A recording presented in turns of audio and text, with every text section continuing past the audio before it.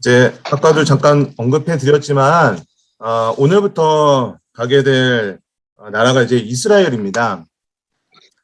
이스라엘 저희가 이제 이집트, 요르단, 이스라엘 이렇게 세 나라를 보고 있습니다. 그래서 이 세 나라 중에 좀 어느 나라가 중요한가, 뭐 다 중요합니다만 그래도 제가 세 나라를 가보니까 이집트나 요르단은 이렇게 뭐랄까 그 면적에 비해서 장소가 그렇게 뭐랄까 많지는 않아요. 그런데 이스라엘 같은 경우에는 면적에 비해서 굉장히 많은 장소들이 밀집되어 있습니다. 그러다 보니까 실제로 그 이스라엘에 간다 하더라도 굉장히 내가 지금 어디를 봤는지 헷갈리기도 하고 지리적으로도 좀 혼동이 되기도 합니다.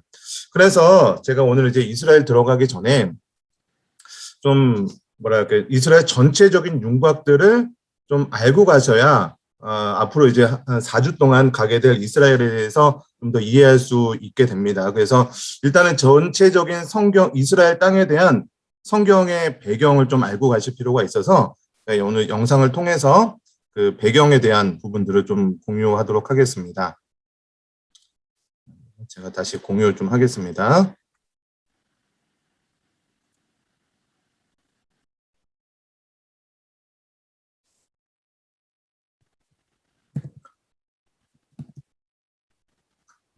상부 요단강 동쪽과 갈릴리 동쪽 지역을 오늘날 골란 고원이라고 부릅니다. 특별히 구약 시대에는 바산 땅입니다. 바산 왕 옥이 통치했던 곳이죠. 성경에 이곳을 바산 골란이라고도 했습니다. 그래서 성경을 지리적으로 이해하기 위해서 이 지역을 바산 골란이라고 기억하시면 좋겠습니다. 그 아래가 길르앗 산지입니다. 바산 골란과 길르앗을 구분하는 것은 야르묵강입니다. 길르앗 산지의 북쪽 경계는 야르묵강이고 남쪽 경계는 얍복강입니다. 얍복강 아래는 암몬 산지입니다. 요르단의 수도 암만은 이 지명에서 나온 것이죠. 암몬 산지 아래가 모압 산지입니다. 이 둘의 경계를 정확하게 구분할 수는 없지만 개괄적으로 사해 옆을 모압 산지라고 합니다. 사해 동쪽 중간쯤에 아르논강이 있습니다. 모압이 힘이 약할 때는 아르논강 아래에 머물렀지만 힘이 강할 때는 아르논강을 넘어 훨씬 북쪽까지 영향력을 행사했습니다. 모압 산지의 남쪽 경계는 세렛강입니다. 세렛강 아래쪽을 에돔 산지라고 합니다. 세일 산지라고도 불렀습니다. 요단 동편을 북쪽에서부터 순서대로 정리하면 바산 골란, 길르앗, 암몬, 모압, 에돔, 세일입니다. 아주 간단하게 이렇게 5개의 지명을 알면 구약을 읽을 때 훨씬 쉽게 읽힐 것입니다. 이제는 동쪽 절벽 골짜기 지대를 정리해 보겠습니다.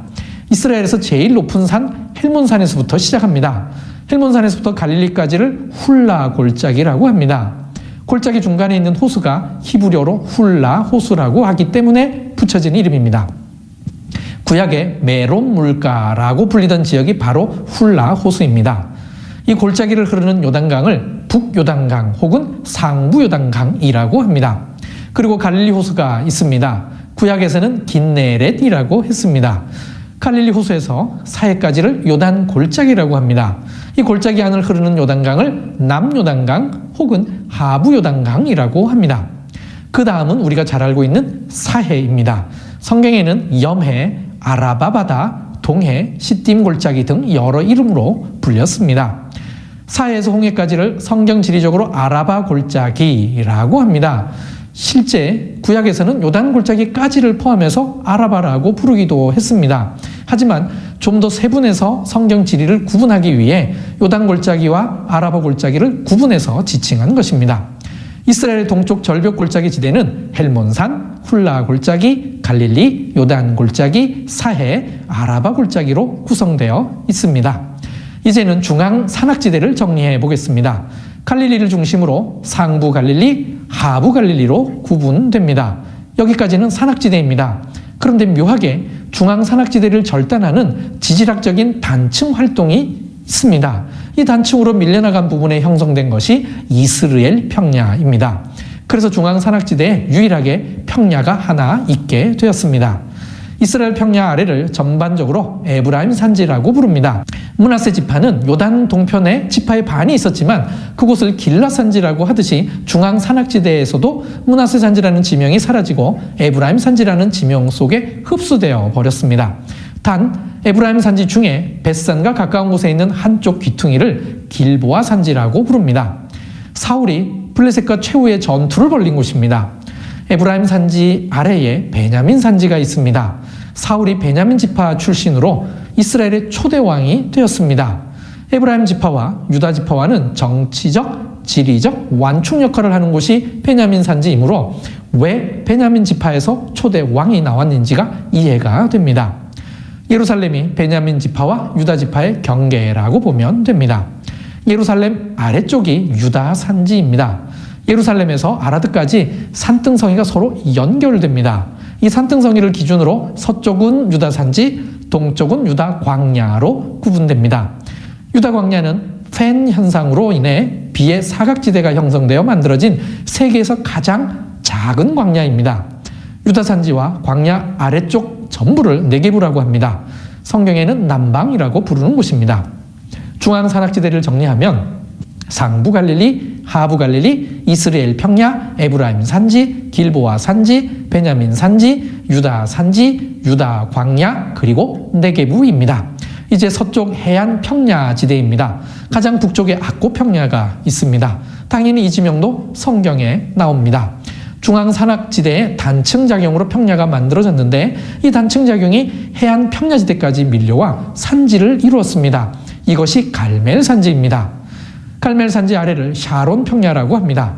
샤론의 꽃 예수 때문에 이미 익숙한 지명이 되었습니다. 야르콘강을 기준으로 그 아래를 블레셋 평야라고 합니다. 실제 블레셋 족속들이 영향을 미쳤던 곳으로 블레셋 5성읍이 있었던 곳입니다. 서쪽 해안 평야지대를 정리하면 악고 평야, 갈멜 산지, 샤론 평야, 블레셋 평야입니다. 사실 여기까지 정리하면 성경의 땅에 중요한 지리적 구분은 다 했습니다. 그런데 이런 구분에 포함되지 않은 한 부분이 남아 있습니다. 유다 산지와 블레셋 평야 사이입니다. 에브란 산지와 사론 평야 사이에는 이런 지역이 없는데 유독 유다 산지와 블레셋 평야 사이에만 있는 독특한 지역입니다. 그래서 이곳을 성경에서는 평지라고 표현했습니다. 그냥 평평한 지역을 표현하는 일반 명사가 아니라 특별한 지역을 표현한 것입니다. 히브리어로 이곳을 쉐펠라라고 합니다. 그런데 이것을 한국어로 평지라고 번역한 것입니다. 마치 대전을 큰 밭이라고 번역한 것과 유사한 것입니다. 그래서 이곳을 성경 지리적으로 쉐펠라라고 부를 것을 추천합니다. 쉐펠라는 산지와 평야의 중간 지역입니다. 산도 아니고 평야도 아닌 어정쩡한 곳이죠. 산과 평야가 만나다 보니 중간중간에 자연스럽게 골짜기가 형성되게 됩니다. 쉐펠라에는 5개의 골짜기가 있습니다. 아얄란 골짜기, 소렉 골짜기, 엘라 골짜기, 쿠브린 골짜기, 라기스 골짜기가 있습니다. 이 골짜기가 자연스럽게 교통로가 되었습니다. 그래서 성경 역사에서 이스라엘과 블레셋의 충돌이 있었던 곳이 바로 이곳입니다. 사사기, 열왕기서, 역대기 앞부분, 즉 블레셋과의 관계를 이해하기 위해서는 쉐펠레라는 지역을 반드시 이해해야 합니다.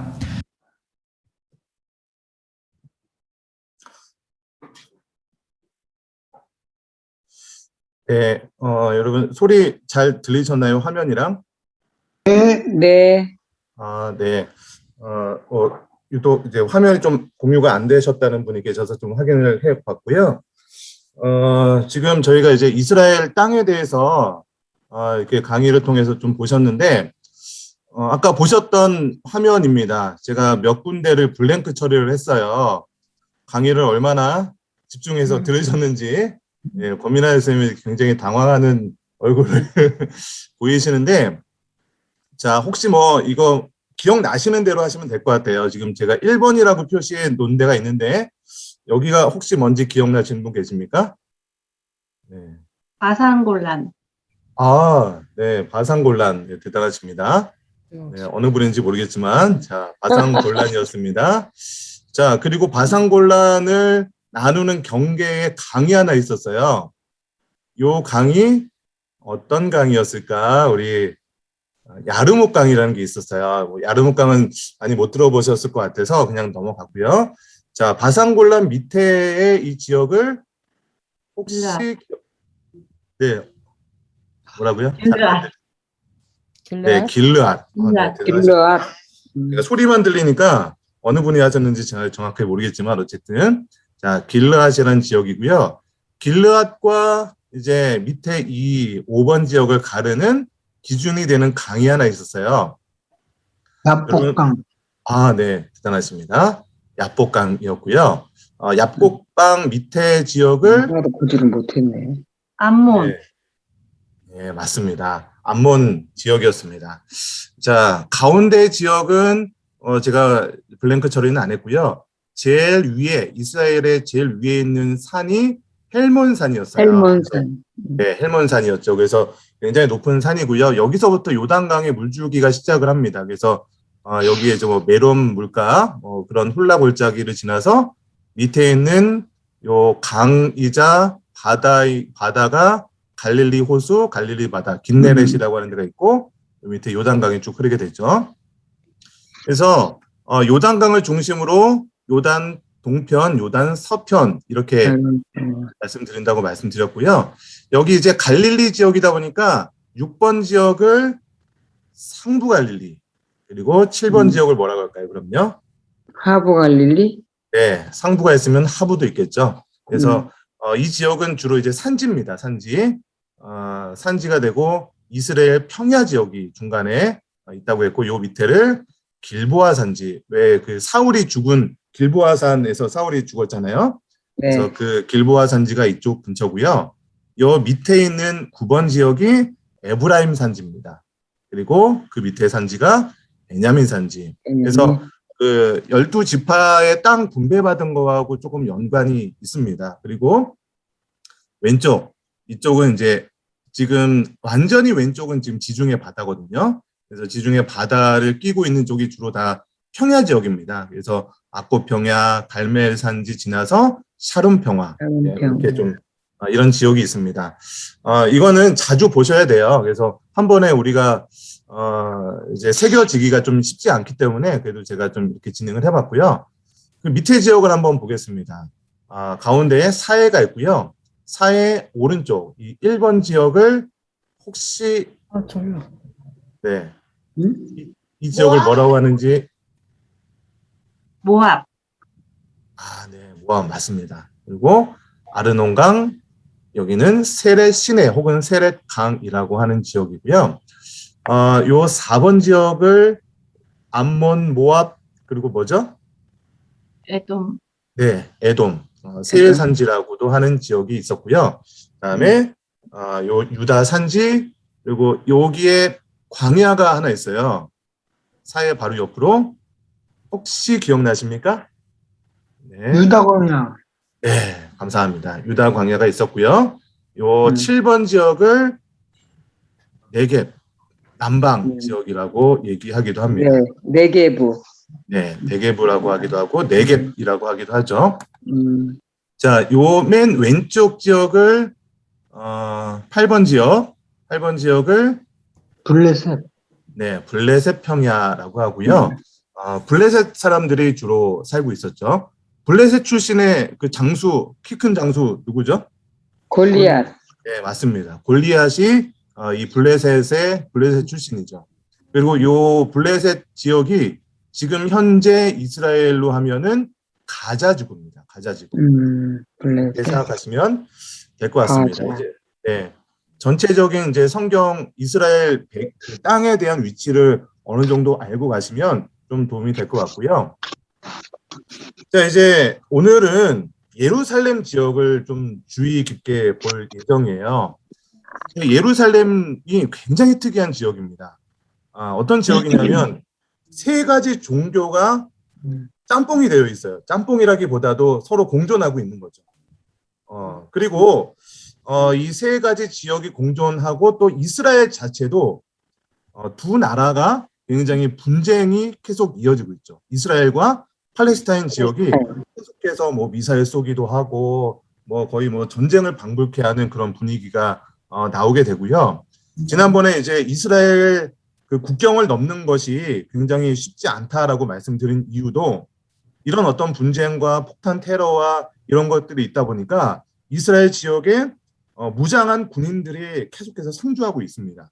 그래서 이제 예루살렘 그리고 이스라엘에 들어가기 전에 제가 지난번에 이 팔레스타인과 이스라엘의 분쟁의 원인을 알고 가셔야 이 이스라엘을 정확하게 좀 이해하실 수가 있습니다. 그래서 지금부터 이게 좀 제가 말로 정리하기보다 요 내용을 역사적인 것부터 해서 잘 정리한 강의가 좀 있더라고요. 동영상으로 이렇게 잘 되어 있어서 요거는 시간이 조금 필요한 내용이긴 하지만 오늘 한 번만 딱 할 겁니다. 그래서 우리 동영상 강의의 장점이 뭐냐면 이해가 안 되면 반복해서 보시면 됩니다. 그래서 네, 그 방법으로 좀 할 예정이니까 한 15분 정도 아마 될 것 같습니다. 그래서 이 영상을 좀 같이 좀 보도록 하겠습니다.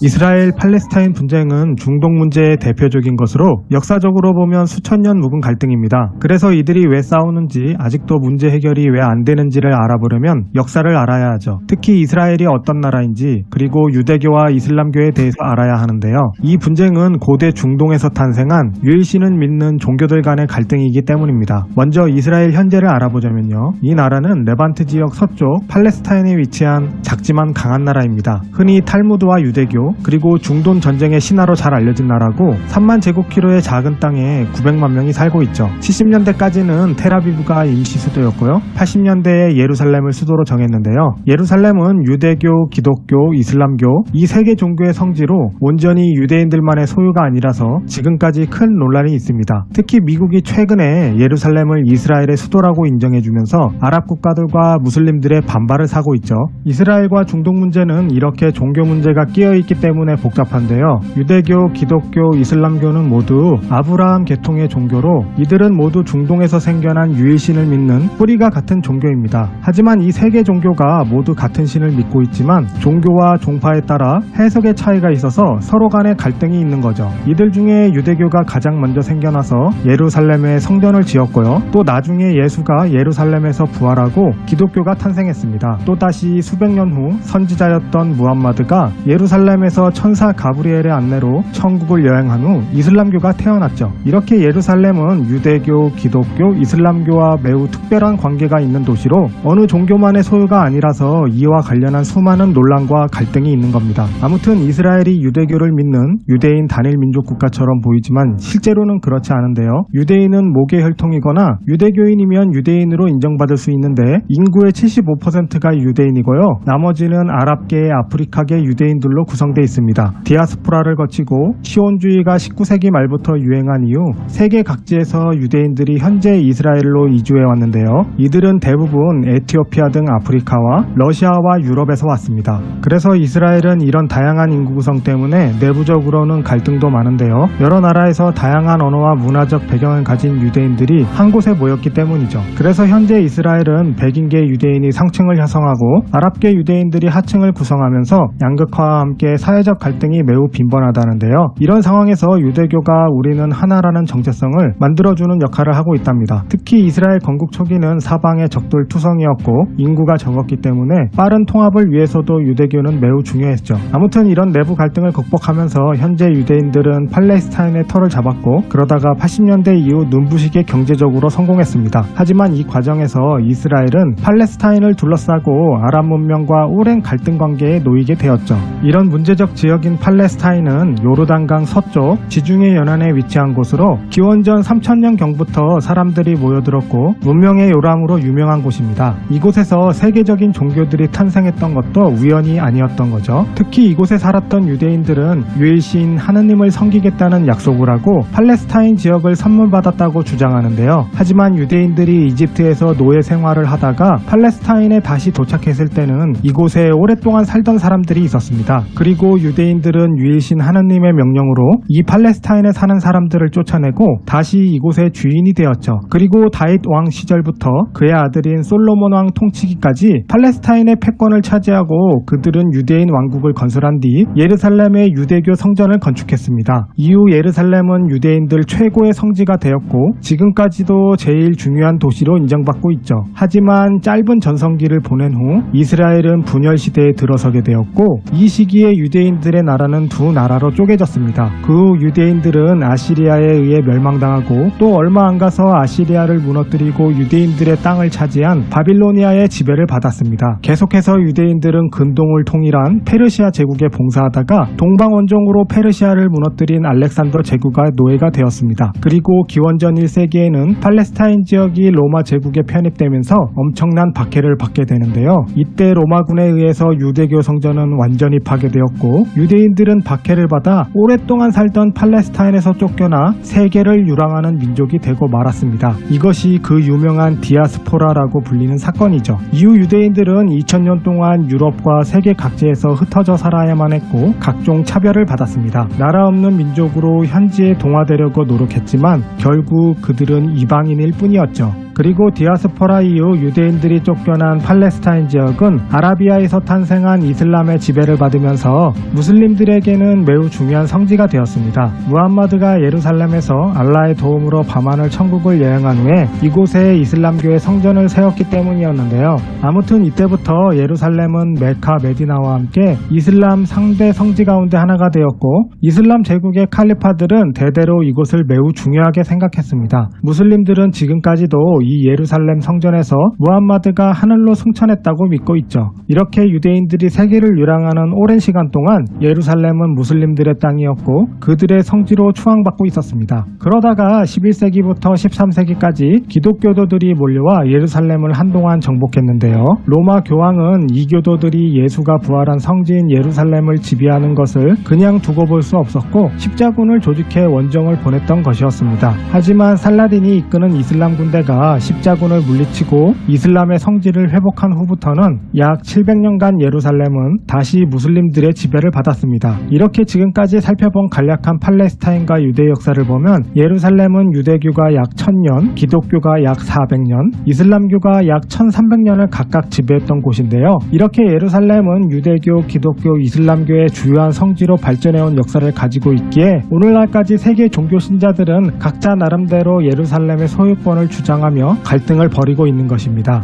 한편 동시기 유럽과 세계를 유랑하고 있던 유대인들은 여러 나라에서 현지에 동화되기 위해 노력하면서 살아가고 있었는데요. 그러다가 19세기 말 세계 여러 나라의 민족주의가 득세하면서 유럽에서는 반유대주의가 유행하기 시작했고 이것은 팔레스타인 역사를 바꾸어 놓았습니다. 반유대주의에 고통받던 유대인들 사이에서는 드디어 헤르즐이 주장하고 있던 고향으로 돌아가 나라를 세우자는 희혼주의 운동이 점점 널리 퍼지고 있었죠. 그리고 이때쯤부터 세계 각지의 유대인들은 팔레스타인으로 이주하기 시작했습니다. 그러다가 유대인들의 팔레스타인 이주를 더 확산시키는 사건이 터지는데 그게 바로 1차 대전입니다. 이 1차 대전에서 영국과 프랑스는 삼국동맹에 가입한 오스만과 중동에서 싸우고 있었거든요. 이 당시 팔레스타인은 이슬람 제국인 오스만이 지배하고 있었고요. 그리고 전쟁이 연합군의 승리로 끝나고 과거 오스만이 지배했던 영토들이 승경들의 차지가 되는데요. 이 과정에서 오스만을 물리치는데 영국에 협력한 아랍의 하심가는 요르단강 동부의 요르단 국왕이 되면서 나중에 독립하게 됩니다. 그리고 요르단강 서부에 남겨진 팔레스타인은 영국 위임 통치 지역이 되는데 유대인들은 이때 영국의 지원을 받으면서 대거 팔레스타인으로 이주하게 됩니다. 그리고 팔레스타인 북쪽에 위치한 레바논, 시리아는 프랑스 관할이 되었죠. 이 과정을 보면 중동의 경계는 아랍 현지인들의 의지대로 된 것이 아니라 영국과 프랑스 등 강대국들의 이해득실에 따라 정해진 것을 알 수 있는데요. 이렇게 강대국들에 의해서 강제로 정해진 경계와 유대인들의 팔레스타인 이주는 지금까지 이어지는 중동 문제의 근원입니다. 어쨌든 이런 역사적 과정의 결과 영국 관할하의 팔레스타인 땅으로 많은 유대인들이 이주해 왔는데요. 그래서 아랍의 팔레스타인 토착민들과 유대인들이 섞여서 살게 되었고 이때부터 팔레스타인 지역은 많은 내전이 벌어졌습니다. 그러다가 다시 벌어진 세계대전에서 홀로코스트를 겪은 유대인들은 전쟁이 끝나자 서방 국가들의 도움을 받으면서 그들의 고향에 국가를 건설하려는 의지를 이유를 드러내기 시작했습니다. 그리고 이주해온 유대인들과 팔레스타인 아랍인들의 분쟁이 계속되자 유엔은 결국 1947년 팔레스타인을 아랍과 유대국가 두 개로 분할하는 안을 승인하게 되는데요. 이후 중동은 본격적으로 팔레스타인의 국가를 건설하려는 유대인들과 그것을 저지하려는 아랍 국가들의 중동 전쟁의 역사가 시작합니다. 앞서 살펴본 대로 유대인의 역사는 매우 길지만 현대 이스라엘의 역사는 매우 짧습니다. 1948년에야 현대 이스라엘이 만들어졌죠. 하지만 유대 국가가 건설되자마자 유대인들은 아랍 국가들과 70년대까지 4차례에 걸친 전쟁을 거칠 수밖에 없었는데 이것이 바로 중동 전쟁입니다. 유대인들은 팔레스타인 지역에 19세기 말부터 이주하기 시작했는데요. 서방 국가들은 유대인 이주를 오래전부터 생각했는데 이는 유럽의 뿌리 깊은 유대인 혐오에서부터 시작된 것입니다. 그리고 영국의 벨푸어 선언과 2번에 걸친 세계 대전을 거치면서 팔레스타인의 유대인들이 대거 이주했죠. 그리고 팔레스타인에서 영국이 물러간 후 이스라엘이 독립을 선언하자 아랍 국가들이 반발하며 드디어 전쟁이 터집니다. 이것이 바로 1차 중동 전쟁이자 이스라엘 독립 전쟁입니다. 1차 중동 전쟁은 이스라엘이 건국을 위해서 팔레스타인 아랍인들의 땅을 빼앗는 과정에서 불거졌습니다. 이 전쟁에서 이집트, 시리아, 레바논, 그리고 요르단 등의 아랍 국가들이 이스라엘의 건국을 막기 위해서 참전했죠. 이 전쟁에서 아랍 국가 중에 제일 강했던 이집트가 우물쭈물하는 사이에 전쟁은 이스라엘의 승리로 손쉽게 끝이 났는데요. 상대적으로 적은 인구의 이스라엘이 인구 대국들인 아랍국가연합의 공격을 훌륭히 막아낸 것입니다. 결국 이 전쟁의 결과로 이스라엘은 팔레스타인의 60%를 점령했고요. 요르단강 서안 지구는 요르단이, 그리고 가자 지구는 이집트가 병합했습니다. 이렇게 전쟁이 끝나고 팔레스타인에서 이스라엘 권한이 강해지자 팔레스타인에 살던 아랍인들은 그들 스스로 권리를 보장받기 위해서 팔레스타인 해방기구 외에도 많은 무장단체를 만들었는데요. 이들은 이후 이스라엘을 상대로 평화보다는 무장투쟁을 벌이기 시작했습니다. 그리고 2차 중동전쟁은 1956년에 벌어지는데요. 이 전쟁은 이스라엘의 선제 공격으로 발발한 전쟁으로 아랍에서는 삼국 동맹 공격으로 불리고 있습니다. 왜 그러냐면 영국, 프랑스, 이스라엘 3국이 동맹군으로서 함께 이집트를 기습 공격하면서 발생했기 때문이죠. 당시 이집트가 왕정에서 공화국으로 바뀌면서 재정이 어려워지자 이집트의 나세르 대통령은 수에즈 운하를 국유화하고 친소련 노선을 걸었습니다. 이것이 바로 전쟁이 발단이 된 사건으로 그 당시 수에즈 운하의 주인은 영국이었고 프랑스도 지분이 있었는데요. 그러자 원래 주인이었던 영국과 프랑스가 수에즈를 되찾기 위해 이스라엘과 함께 이집트를 선제 공격하며 시작한 전쟁이 2차 중동전쟁인 바로 수에즈 전쟁입니다. 이렇게 이스라엘이 1956년 말 이집트 침공을 개시했고 영국과 프랑스가 뒤이어 이집트에 선전포고를 했는데요. 전쟁의 목표는 수에즈 운하의 운영권을 영국과 프랑스가 회복하고 이집트 대통령 나세르를 권력에서 몰아내는 것이었죠. 그리고 전쟁이 시작한 후 수일 만에 이스라엘 군대는 홀로 맹렬히 진격해서 시나이 반도와 수에즈 운하를 단숨에 병합해버렸습니다. 하지만 이 전쟁은 미국, 소련 냉전 초기에 벌어진 명분이 약한 전쟁이었기 때문에 세 나라는 국제적인 비판에 직면했습니다. 그래서 전쟁이 개전한 이후 소련은 핵 위협을 하고 미국과 유엔은 동맹군에 정치적으로 압박을 가하고 있었죠. 결국 제국주의의 재림이라는 비판에 동맹군은 물러나고 이스라엘은 병합한 영토를 도로 이집트에 토해냈는데요. 이 전쟁이 끝나는 과정을 보면 2차 대전 후 세계 초강대국은 영국과 프랑스가 아니라 미국과 소련이라는 것을 알 수 있습니다. 동시에 서방 세계의 패권이 영국, 프랑스로부터 미국으로 완전히 넘어갔음을 상징적으로 보여주는 사건이었죠. 그리고 전쟁이 끝난 뒤 영국과 프랑스는 미국의 핵우산을 더 이상 믿지 않고 소련에 대항하기 위해서 독자적인 핵전력 개발에 나서게 되는데요. 이스라엘이 프랑스와 핵무기를 공동 개발하기 시작한 것도 바로 이때입니다. 그리고 한동안 잠잠하다가 이번에는 1967년에 3차 중동전쟁이 벌어지는데요. 이 전쟁은 이스라엘을 상대로 주변 국가들인 이집트, 요르단, 시리아, 레바논 등이 연합해 벌인 전쟁입니다. 이스라엘과 주변 아랍 국가들 사이의 관계는 제1차 중동전 이후 안정화된 적이 없었고 긴장은 계속해서 높아지고 있었습니다. 당시 이집트는 이스라엘이 수에즈 운하를 경유하지 않고도 홍해로 접근할 수 있는 티란 해협을 봉쇄하고 있었는데요. 이스라엘은 티란 해협에 대한 봉쇄는 전쟁 명분이 될 것이라고 위협하고 있었습니다. 결국 티란 해협 봉쇄로 인해 이집트와 이스라엘 양측 군대는 빠르게 위기로 빠져들고 있었죠. 그리고 해협 봉쇄로부터 촉발된 전쟁의 기후는 결국 이스라엘 공군의 이집트 기습 공습으로 시작되었습니다. 이 기습 공습으로 이집트 공군이 완전히 괴멸되면서 공중 우위를 손에 넣은 이스라엘은 이후 이집트를 상대로 일방적인 우위를 점하게 되었는데요. 이어서 이스라엘을 향해 주변 아랍 국가들이 전쟁을 선포하면서 3차 중동전쟁이 본격적으로 달아올랐습니다. 하지만 이후 전쟁은 매우 싱겁게 끝났는데요. 바로 이스라엘이 이후 6일 동안 전쟁을 일방적으로 승리하면서 끝내버렸기 때문입니다. 있습니다. 이때 이스라엘은 이집트를 공격해서 가자 지구와 시나이 반도를 점령하고 북쪽으로는 시리아를 공격해 골란 고원을 획득했고요. 그리고 요르단과 전투를 치르고 동 예루살렘과 요르단강 서안 지구를 병합해버렸습니다. 그리고 전쟁이 끝나버렸죠. 그래서 이때 전쟁 승리로 이스라엘은 어마어마한 영토를 획득했는데 전쟁이 단지 6일 만에 끝나버렸기 때문에 3차 중동전은 6일 전쟁으로 불리고 있습니다. 이 전쟁 후에 이스라엘은 높은 군사적 명성을 얻었고 중동에서의 입지가 견고하게 되었는데요. 그 중에 가장 큰 수확은 유대 지역과 아랍 지역 두 개 지역으로 나뉘어 있던 예루살렘을 하나로 통일한 것입니다. 하지만 이 전쟁으로 인해서 수십만 명의 팔레스타인 난민이 서한 지구에서 쫓겨났고요. 이 때문에 난민 처리와 팔레스타인 문제를 가지고 이스라엘과 팔레스타인 아랍 세계 사이의 갈등은 더 첨예해졌습니다. 하지만 인구가 적은 이스라엘이 인구 대국들인 아랍 국가들로부터 얻은 일방적인 연속 승리의 신화는 3차 중동 전쟁까지였습니다. 이집트는 3차 중동 전쟁이 끝나고 사다트 대통령이 취임하면서 복수를 준비하기 시작했는데요. 당시 사다트는 먼저 시나이 반도를 돌려주면 평화협정을 맺을 수 있다는 제안을 했는데 이스라엘은 이를 단칼에 거절해버렸습니다. 그러자 이집트는 이스라엘의 시나이 반도 영구 진지를 돌파할 전략을 세우고 소련의 지원으로 군사력과 전략 전술을 충실히 준비하기 시작했죠. 그리고 시나이 반도 등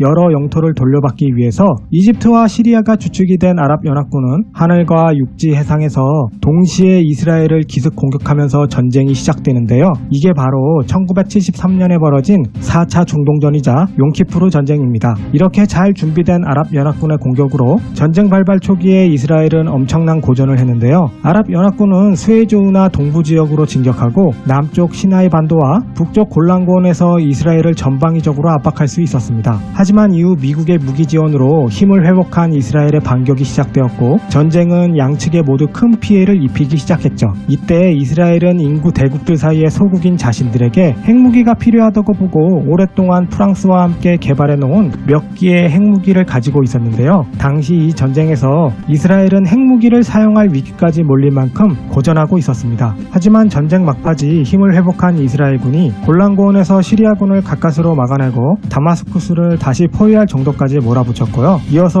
동쪽과 남쪽에서 요르단과 아랍연합군을 격퇴한 후 마지막으로 이집트의 수에즈를 다시 포위하면서 힘을 냈습니다. 이때 이스라엘이 이집트를 위기로 몰고 핵무기 사용 가능성을 언급하자 이로 인해 미국과 소련 사이의 긴장이 높아지게 되었죠. 그러자 미국과 소련이 이스라엘에게 압력을 넣게 되고 결국 유엔의 정전 결의안이 채택된 후 전쟁은 끝이 났습니다. 이 전쟁은 이집트의 전략적 승리로 귀결되었다고 볼 수 있는데요. 이후 이스라엘은 캠프 데이비드 협정을 맺고 시나이 반도를 이집트에 다시 반환했기 때문입니다. 이는 결과적으로 두 나라 간 평화가 지금까지 유지되는 이유이죠. 그리고 당시 이 4차 중동 전쟁으로 아랍 국가들이 이스라엘과 서방의 압력을 넣기 위해 석유 금수 조치를 취하게 되면서 1973년 석유 파동이 발생해 전 세계는 큰 경제 위기를 경험하기도 했습니다. 이렇게 팔레스타인 중동 문제는 4차례 큰 전쟁을 치를 만큼 심각했습니다. 하지만 전쟁을 치른 이후에도 민족 종교가 얽힌 수많은 역사적, 정치적, 종교적인 문제는 지금까지도 이어지고 있죠. 그리고 수많은 작은 내전과 서로를 향한 무장 투쟁이 여전히 벌어지고 있습니다. 팔레스타인 문제가 이스라엘을 지원하는 미국과 서방의 원인이 있다고 생각하는 많은 아랍 사람들이 무장 투쟁 단체들을 만들어냈고요. 하마스, 무슬림 형제단 같은 이슬람 원리주의 무장단체는 미국, 이스라엘 그리고 서방을 향한 공격과 테러를 지금도 간간히 계속하고 있습니다. 이에 대항해서 이스라엘과 서방은 테러와의 전쟁을 선포하기도 했었죠. 그럼에도 냉전이 끝난 후에 팔레스타인과 이스라엘 간의 평화 모색을 위한 여러 번의 평화협정 시도가 있었는데요. 하지만 평화협정을 반대하는 이스라엘과 팔레스타인 내 강경파들이 여전히 존재하고 있고요. 팔레스타인 난민 문제 등 여러 아랍 국가들의 이해관계도 복잡하기 때문에 팔레스타인 중동 문제의 해결은 지금도 매우 요원한 상태입니다.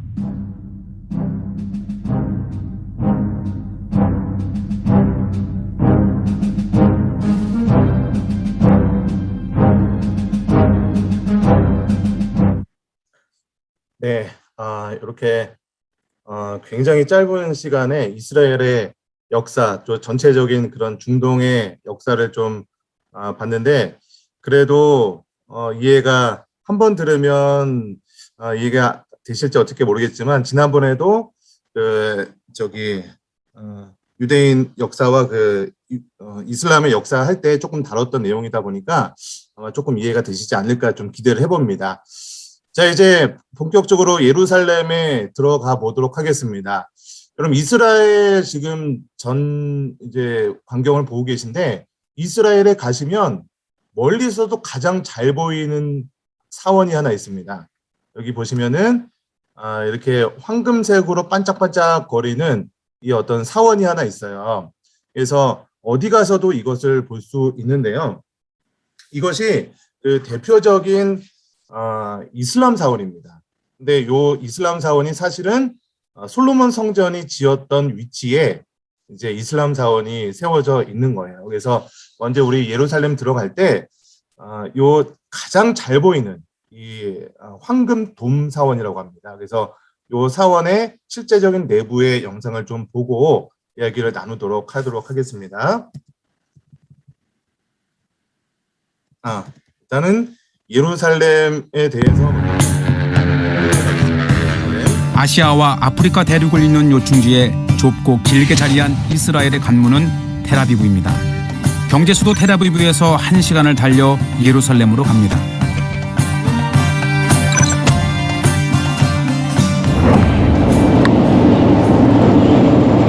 예루살렘은 해발 800m 산악지대에 위치한 3,000년의 고도입니다. 주민들 대부분은 20세기에 건설된 현대식 뉴시티에 살지만 예루살렘을 대표하는 것은 도시 속에 있는 또 하나의 도시, 섬처럼 옛 모습을 간직한 올드시티입니다. 전 세계의 유대교, 기독교, 이슬람교의 주요 성지가 모두 여기에 있어 종교의 박물관이라고 불리기도 하죠.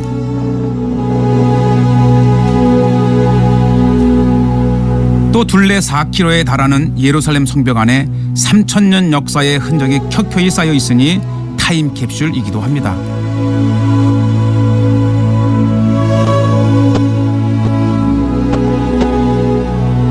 그런데 여러 종교의 성지가 함께 있다 보니 수십 차례 도시가 파괴되고 주인이 바뀌는 순환을 겪어왔습니다. 올드시티는 1km 평방미터의 작은 도시지만 그 안에는 유대인 구역과 아르메니안 구역, 그리고 기독교인 구역과 아랍인 구역 등 분위기가 확연히 다른 4개의 구역으로 나뉘어 공존하고 있습니다. 그러니 어느 골목으로 들어서느냐에 따라 히잡을 두른 아랍 여인을 볼 수도 있고 아르메니아 수도사들과 마주치기도 합니다. 예수님의 발자취를 따라가는 성지순례 인파를 만나기도 하고요. 정통 복장의 유대인들을 볼 수도 있습니다. 경계선은 없지만 같은 종교와 문화를 가진 사람들끼리 모여 삽니다. 면 수천 년 묵은 갈등입니다. 그래서 이들이 왜 싸우는지, 아직도 문제 해결이 왜 안 되는지를 알아보려면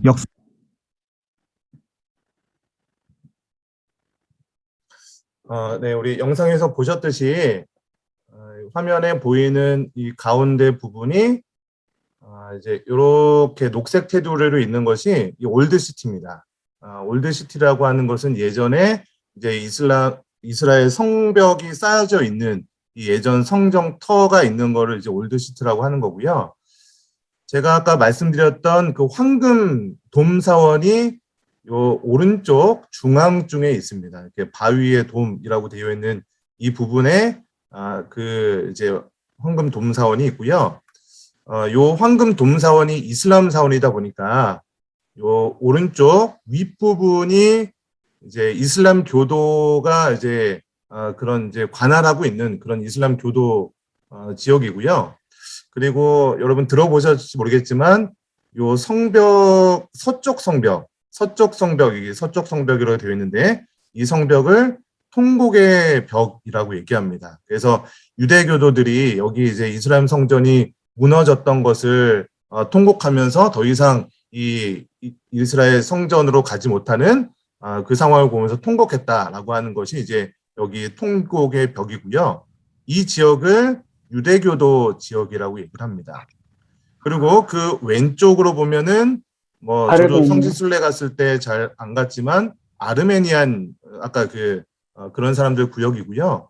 그 위쪽이 이제 우리 개신교, 기독교, 크리스찬들의 지역입니다. 그래서 여기 지역에 보면은 여기 성모교회라고 되어 있는데 이게 이제 예수님 무덤교회라고 하는데요. 이제 오늘은 이게 오늘 예루살렘의 내용이 굉장히 많아서 오늘 다 가보지는 못하지만 여기가 이제 무덤교회 위치고요. 오른쪽에 이제 비아 돌로로사라고 하는 이렇게 그런 거리가 있어요. 십자가의 길이라고 해서 예수님께서 이제 고난 당하시면서 채찍에 맞으시고 십자가를 지시고 가시는 그 길을 이제 비아 돌로로사라고 하고 여기가 이제 예수님 묻힌 무덤교회가 있는 지역입니다. 그래서 오늘 이제 예루살렘 지역을 보시면서 요 전체적인 내용들을 좀 먼저 다루고, 그러니까 요 예루살렘 지역이요 굉장히 뭐 다 성지예요. 다 성지. 여기도 무슨 교회가 있고 무슨 교회 있고 무슨 교회 있고 갈 때마다 다 성지다 보니까 실제적으로 이스라엘 성지를 가시면요, 뭐 주로 차로, 뭐 저희 같은 단체다 보니까 버스를 타고 이동하는데 뭐 한 3분 뭐 달리다가 딱 내리면 또 거기서 성지예요. 그래서 뭐 무슨 기념교회 보고 나서 또 버스 타면은 한 5분 가면 또 어디 또 도착을 해서 또 성지를 봐야 되고, 그런 식으로 보다 보니까 사실은 제가 뭐 한 4, 5일 정도 이렇게 이스라엘에 있었는데 정말 정신을 못 차릴 정도로 굉장히 많은 교회를 보게 됐고요. 뭐 저도 지금 이게 영상을 뭐 굉장히 많은 영상을 보면서 갔다 오고 나서 이제서야 좀 정리가 되기도 하더라고요. 그러니까 여러분 요렇게 좀 전체적으로 요런 어떤 구획들을 알고 뭐 추후에 언제가 될지 모르겠지만 실제적으로 이스라엘을 가시게 되면은 굉장히 많은 도움이 될 것 같고요. 사실은 이스라엘만 제대로 보시려고 해도 한 달은 보셔야 됩니다. 뭐 이렇게 거기 선교사님이나 그렇게 구석구석 보기 위해서는 그 정도 보셔야 뭐 제대로 본다고 얘기하고요. 여행 상품으로 나온 거로는 일주일짜리 이렇게 이스라엘만 보시는 과정도 있더라고요. 그래서 그런 과정들이 있다는 걸 좀 아시면 될 것 같고요. 자, 아까도 제가 말했듯이 이스라엘 어느 지역을 가도 가장 잘 보이는 황금 돔 사원에 대한 영상을 먼저 좀 보도록 하겠습니다.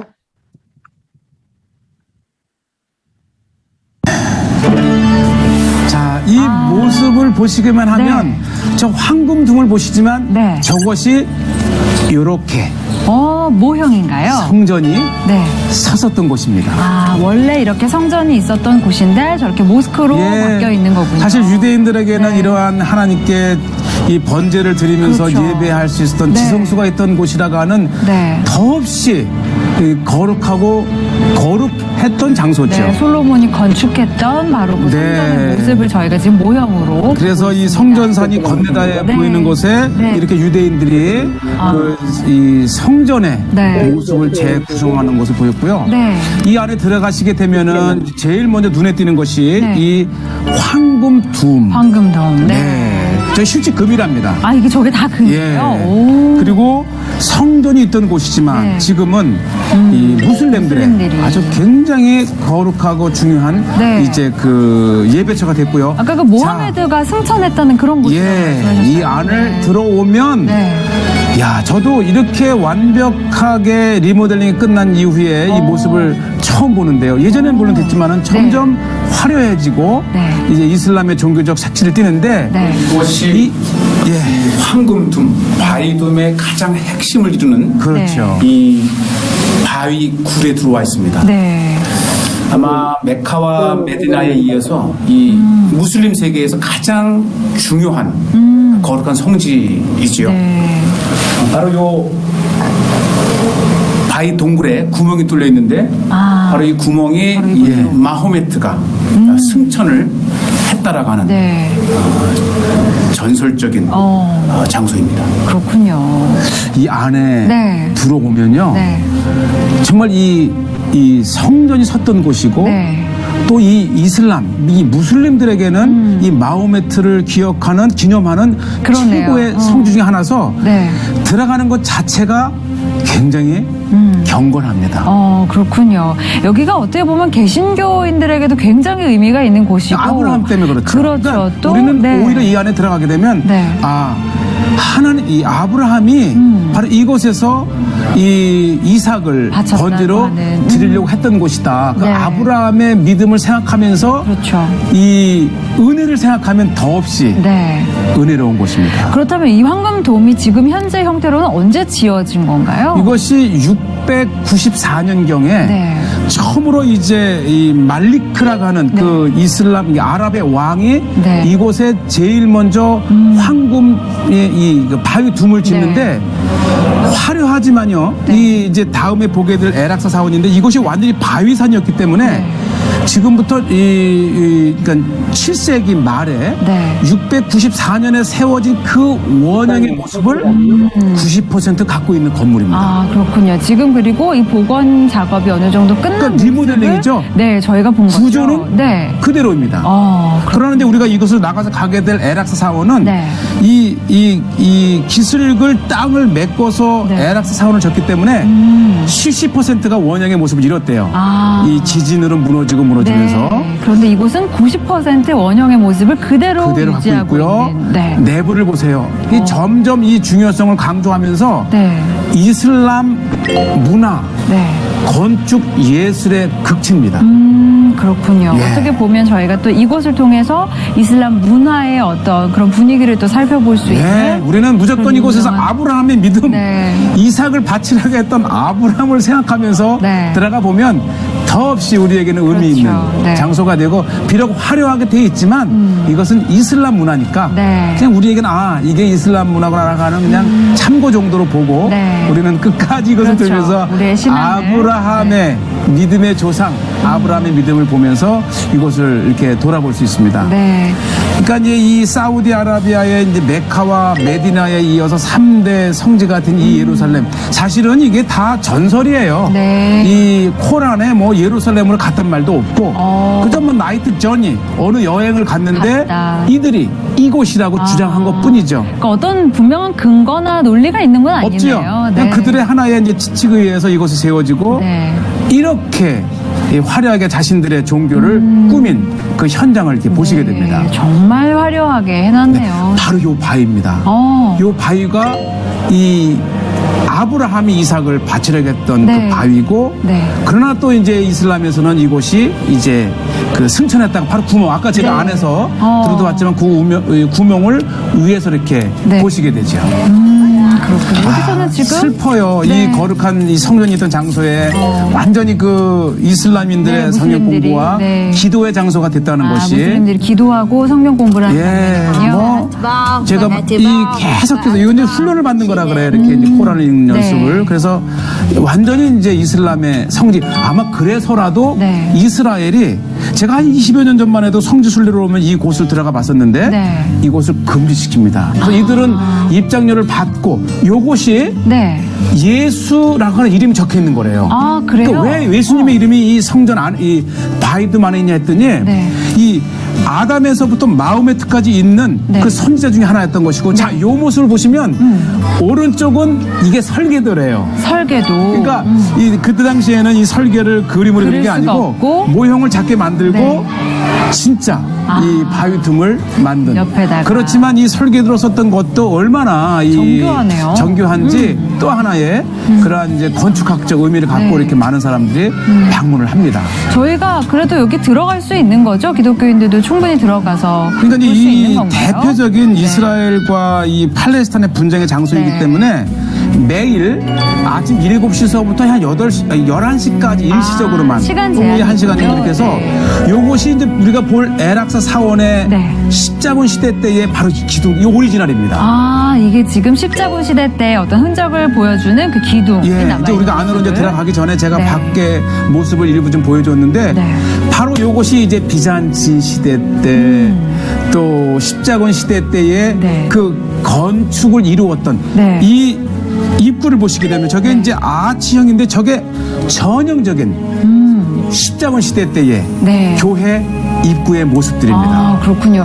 이 에락사 사원이 어떤 곳이었는지 좀 구체적으로 설명해 주시면 좋겠는데요. 악사 네. 하게 되면 이 메카의 메디나에서 가장 멀리 지어진 네. 그러면서도 이 이스라엘 이 유대 땅에서 가장 큰 규모의 이 모스크입니다. 그 뜻을 가진 거야. 땅에서 가장 큰 모스크. 멀리 있는 모스크. 아. 그러나 이곳에 십자군 시대 때에 네.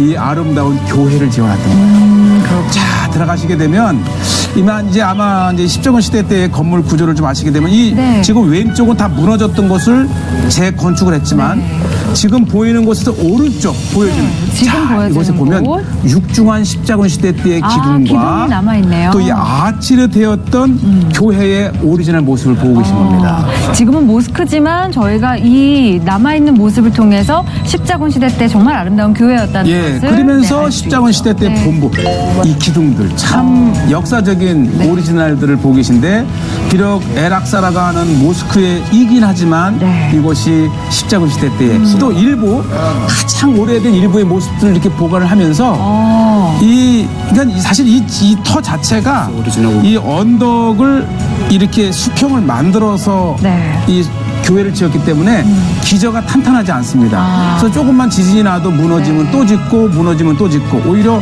이 바위 사원, 이 바위 둠은 네. 오리지널의 모습을 갖고 있는 것에 비해서 이곳은 거의 네. 대부분이 다 다시 이제 재건한. 다시 지은 것이고 네. 바로 이 모습이 있어서 너무 감사해요. 이것이 십자군 시대 때의 교회를 지을 때의 전형적인 네. 이 창문의 형태입니다. 네, 스테인드 글라스가 예, 이런 뭐 이 갈고리 네. 모양의 이 모습들이라든지 네. 그래서 이곳에서도 건축에 조금만 조예가 있으면 네. 이 교회의 모습들을 찾아내고 이 예배했던 네. 그 찬양을 들었던 곳으로 이렇게 생각하면 네. 아 이렇게 이곳도 일체 방문이 금지된 곳입니다. 아, 그래요? 오늘 특별하게 아마 시채널 시청자들께 이 십자군 시대 때의 에락사 모습들을 이렇게 보고 계십니다. 아, 그렇군요. 저기 뒤에 바위돔도 보이고요. 네. 에락사의 모습까지 보이는 네, 이렇게 해서 저희가 황금돔 사원 그리고 에락사 사원에 대해서 좀 같이 보시게 됐고요. 지금 아까도 잠깐 말씀드렸지만 이 황금돔 사원은 원래 이제 솔로몬이 그 솔로몬 성전을 지었던 그 장소입니다. 그래서 그 아까 이삭을 바쳤던 그 모습도 이제 바위에 있었는데 그 산이 원래 모리아산이죠, 모리아산. 그래서 모리아산 위에 세워져 있던 이 솔로몬 성전이 무너지고 그 남아있는 일부의 벽면, 아까 제가 서쪽 성벽이라고 했던 여기 아까 이제 황금돔 사원이 있고 지금 오른쪽 중간쯤에 있는 요 벽이 통곡의 벽, 또 혹은 이제 서쪽 성벽이라고 하는 곳입니다. 그래서 저도 이곳을 직접 가서 보기도 했는데 요 통곡의 벽에 대한 영상을 좀 실제적으로 보고 또 이야기 잠깐 나누도록 하겠습니다. 솔로몬이 성전을 지은 이후 4번의 파괴가 일어나고 전 세계로 흩어졌던 이스라엘 백성들. 그래서일까요? 유대인들은 성지를 밟는 것 자체만으로도 기쁨에 넘쳐 춤추고 노래를 부르곤 합니다. 유대인들이 춤을 춘 곳은 예루살렘 성전으로 올라가는 문이 있던 서쪽 벽입니다. 지금 저 길은 헤로디안 로드라고 합니다. 헤롯 왕 당시에 이 성전 서쪽에 나 있는 거대한 카르도죠. 시장통입니다. 보면 이 통이 가장 빈번하게 번화했던 상점 거리가 바로 이 헤로디안 길입니다. 건축광이라 불리던 헤롯 왕에 의해 4번째로 성전이 재건되지만 그마저도 로마에 의해 서쪽 벽을 제외하고는 완전히 무너지게 됩니다. AD 70년 디도 장군에 의해서 예루살렘이 파괴될 때에 당시의 참상을 볼 수 있는 그 장소가 그대로 이렇게 보존이 되어 있습니다. 돌 위에 돌 하나도 남지 않으리라는 예수님의 예언처럼 성전은 완전히 파괴되는데요. 그중 우리의 관심을 끄는 돌이 하나 있습니다. 성벽 가장 높은 자리에 위치해 제사장이 나팔을 불던 자리에 쓰였던 돌인데요. 성전이 파괴되면서 이 돌도 굴러 떨어진 것입니다.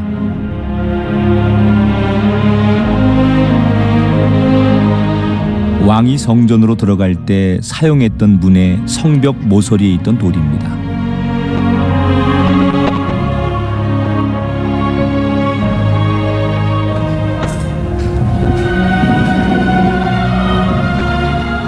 서쪽 벽의 문을 통해 왕이 성전에 올라갔다면 백성들은 남쪽 벽의 문을 통해 성전에 오르내렸는데요. 성전에 오르던 옛길이 아직도 남아 있습니다. 밑에 다윗 도시와 위쪽에 성전이 있던 장소를 연결하는 그러한 고고학 유적지고요. 이곳은 성전으로 올라가는 옛 길이었는데 이 길 자체가 상당히 우리 경건함을 주게 돼 있는데, 성전으로 올라가는 계단은 폭이 넓었다 좁아지고 넓었다 좁아지는 형태를 띠고 있는데요. 한 번에 오르지 않고 걸음을 멈춰 하나님을 묵상하기 위함입니다. 이제 유대인들은 더 이상 이 계단으로 성전에 오를 수 없습니다. 왼쪽에는 성전으로 오르는 계단이 지금 이 세 개의 문, 훌다이 게이트라고 하는데, 이 문으로는 성전에서 나오는 문, 즉 이 서쪽에서는 올라가는 계단이 있고 이쪽 동쪽에서는 성전으로 올라갔다가 일을 마치고 예배를 마치고 내려오는 계단이 있었었죠. 성전으로 오를 수 없는 유대인들이 유일하게 갈 수 있는 장소가 서쪽 벽, 즉 통곡의 벽이라 불리는 곳입니다. 이것은 유대인 최고의 성지 통곡의 벽입니다. 솔로몬이 지었던 솔로몬 성전의 서쪽 벽을 말하는데, 비록 솔로몬의 성전은 가고 없지만은 솔로몬이 지었던 그 외벽은 지금까지 남아 있고 유대인들은 이 서쪽 벽을 향해서 기도를 합니다. 나라를 잃은 유대인들이 민족적인 한과 종교적인 슬픔을 이 벽에 와서 통곡하며 기도하기 때문에 통곡의 벽이라는 이름이 붙어졌는데요. 지금은 유대인뿐만 아니라 순례객들도 이곳에서 기도를 많이 합니다. 이 통곡의 벽은 유대인뿐만 아니라 전 세계에서 온 수많은 기도자들의 그 소망을 담긴 기도 쪽지를 이렇게 꽂아놓고 다닙니다. 아마 이곳은 아마 단체로 기도 쪽지를 해놓은 것 같고, 벽 틈새에 있는 쪽지들은 정기적으로 수거해 거룩한 무덤에 묻어둔다고 하네요. 성전으로 들어가는 문은 모두 막혀 있고 하나님을 만날 수 있는 지성소마저 무슬림에 빼앗긴 유대인의 슬픔, 유대인이 아니고서는 결코 이해할 수 없는 고통입니다.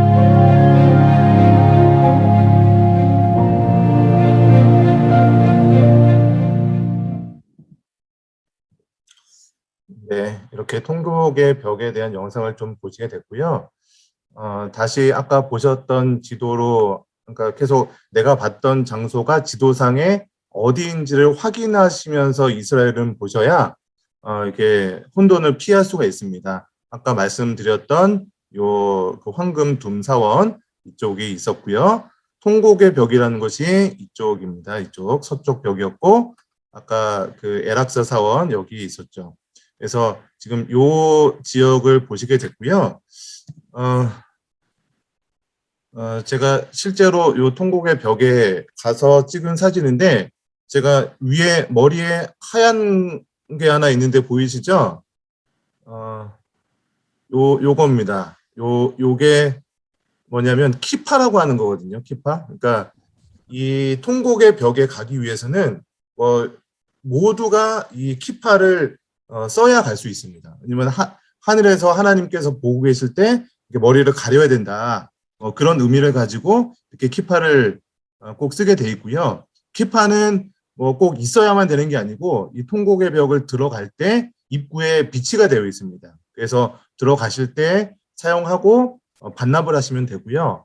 아까도 잠깐 이 통곡의 벽에 여성 지역과 남성 지역이 분리가 되어 있는 것을 잠깐 나왔는데, 입구부터가 다릅니다. 입구가 다르고, 그리고 중간에 이렇게 벽으로 막혀 있어서 남성들이 기도할 수 있는 장소, 여성들이 기도할 수 있는 장소가 이렇게 나눠져 있습니다. 이렇게 성벽 입구를 지나가다 보면요, 영상에선 나오지 않았지만, 여기 어떤 그 안내 표지판이 하나 있어요. 여기에 이렇게 네모나게 이게 성전, 첫 번째 성전 시대의 예루살렘의 실제 예전 그대로의 모습이 이렇게 있는 건데요. 오른쪽에 무슨 표시가 하나 있습니다. 이거를 확대하면 이렇게 나와 있는데 이 내용이 이제 첫 번째 성전 시대 예루살렘 거리다 이렇게 나와 있는 표지판입니다. 그래서 요 실제적으로 네. 그러니까 지금 이런 거죠.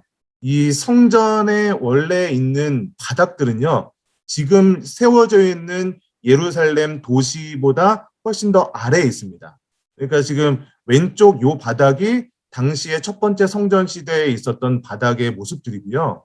그 위에 이렇게 좀 높이 올라가서 지금 현재의 이스라엘의 그런 거리와 그런 건물들이 이 위에 세워져 있는 거죠.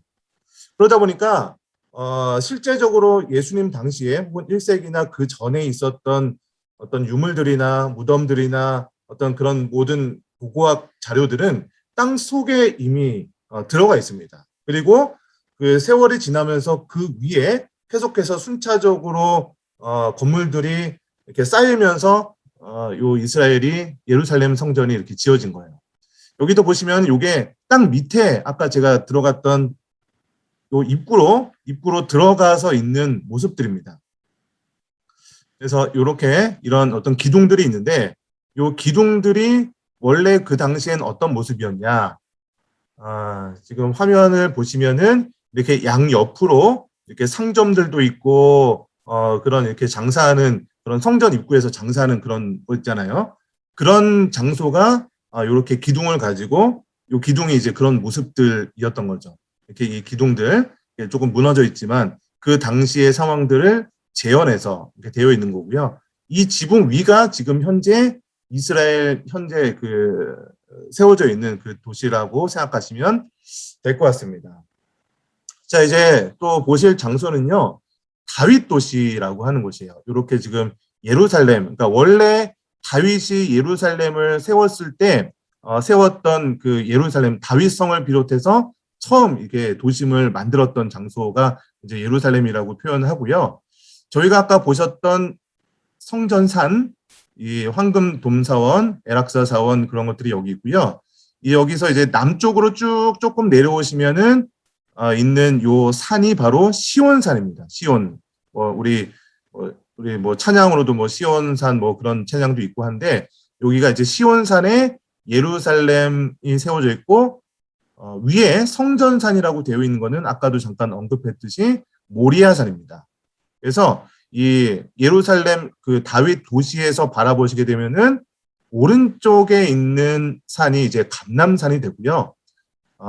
그 감람산 건너편이 성전산, 이제 예루살렘 지금 이제 모스크가 있는 그 성전이 되고요. 요 사이에 골짜기가 있는데 이 골짜기가 바로 이제 기드론 골짜기가 되는 거고요. 여기쯤에 이제 기온샘이라고 있어요. 그런 샘을 요 예루살렘 성 안쪽으로 이제 실로암 연못까지 받아들이는 그런 어떤 수로들도 있는데 그거는 이제 영상을 통해서 잠시 좀 보도록 하겠습니다.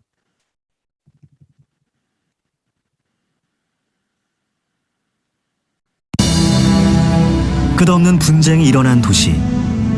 처음 이 예루살렘 땅에 사람이 살기 시작한 것은 기원전 1800년경으로 알려져 있습니다.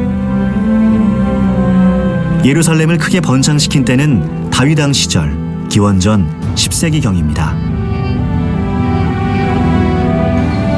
광야에서 기도하며 하나님을 바라던 사람 다윗은 이스라엘을 통일하고 이곳 예루살렘을 수도로 삼았습니다.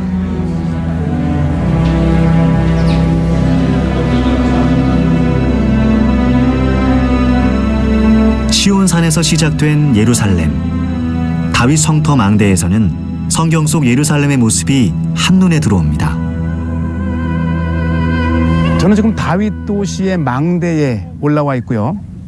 제가 보는 저 건너편 산이 감람산, 그리고 그 맞은편에 예루살렘 성이 이렇게 있습니다. 예루살렘 성은 이제 솔로몬이 성전을 지으면서 시작된 이제 성이고, 감람산과 성 사이에 흐르는 골짜기가 기드론 골짜기입니다. 다윗은 예루살렘을 수도로 정한 뒤 이곳에 자신의 집을 지은 것으로 추정됩니다. 당시 건축 형태로 보아 권력자 다윗의 집은 성벽 가장 위에 있었을 겁니다.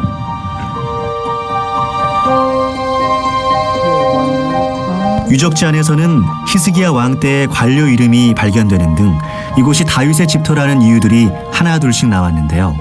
그중 하나가 바로 기둥에 새겨져 있던 독특한 문양입니다.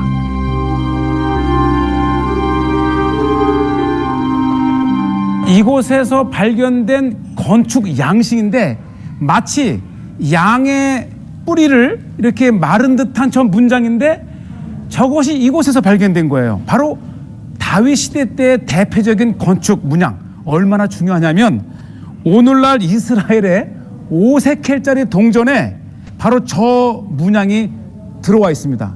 이곳이 바로 다윗 시대 때의 궁이었다가는 다윗의 도시였다가는 결정적인 증거가 바로 이 문양입니다.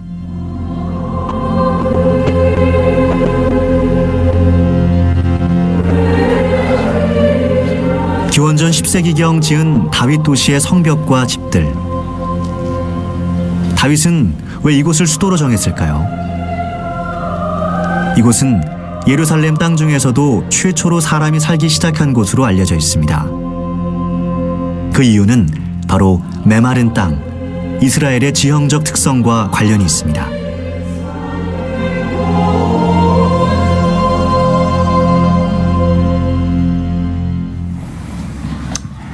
예루살렘이 도시로서 시작할 때에 가장 필요했던 것이 무엇일까? 바로 물입니다. 바로 이 다윗이 예루살렘을 시작할 때에 바로 이 물이 있었기 때문에 가능했는데 그 샘이 바로 기혼샘입니다. 기혼샘. 한번 내려가 보시죠.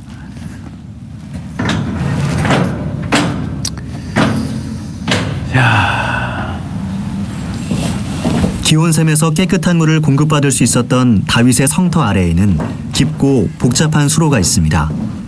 이 수로를 만든 것은 기원전 700년경 히스기야 왕 때입니다.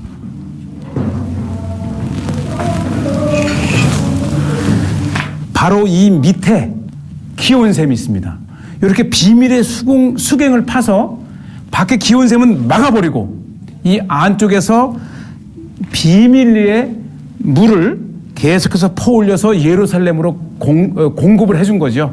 그때 그 다윗이 바로 예루살렘을 점령했던 수구가 바로 이 수갱이 아닌가 이렇게 생각을 합니다.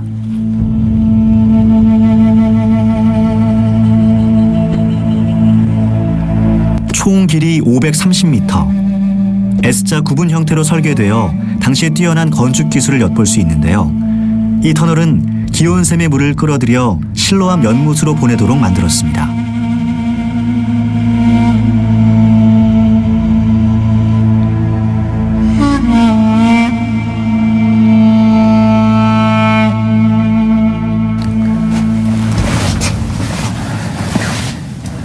이 기온샘물이 실로암으로 가는 터널이 2개가 있는데 아마 지금 제가 가는 이 길은 잘 알려지지 않은 거예요. 터널 내부는 2갈래 길로 나뉘는데요. 이 두 길이 만나 도착하는 곳은 바로 실로암 연못입니다. 자, 기온섬을 출발해서 533m를 긴 물 터널을 따라서 나오면 이렇게 실로암에 도착하죠. 보냄을 받은 자라는 뜻의 연못 실로암. 당시 예루살렘에 있던 2개의 연못 중 하나인데요. 자, 바로 이것이 이 기혼샘에서 솟아나온 물이 이 533m의 히스기야 터널을 통해서 이렇게 나옵니다. 길고 어두운 터널을 지나 마주한 밝은 빛. 소경의 눈을 뜨게 하신 예수님의 기적이 있었던 곳이기도 한데요. 예수님만을 바라본 그 믿음이 만든 기적입니다.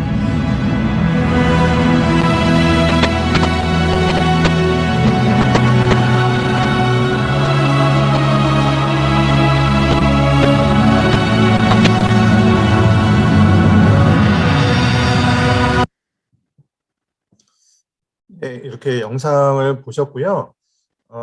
요 히스기야 때 이제 그 아수르 왕이 쳐들어왔을 때 바깥에 있는 모든 수로를 다 막고 이제 전쟁에 임하다 보니까 이런 바깥에 있는 기온샘에 있는 물을 예루살렘 성 안으로 들어오는 장면을 잠깐 보셨는데, 지금 방금 전에 보셨던 영상에는 그 히스기야 터널, 실제적으로 물이 흐르는 쪽으로 오지 않으셔서 아까도 이 길은 좀 잘 알려져 있지 않은 길이라고 하셨는데, 이제 다음 영상을 보시면은 실제적으로 성지순례를 가시면은 저도 그 실제적으로 물이 흐르는 히스기야 터널을 직접 통과를 했거든요. 그 내용을 지금 또 다음 영상에 보여주고 있습니다. 이거는 좀 중요한 영상이라서 제가 이 영상을 좀 같이 보여드리도록 하겠습니다.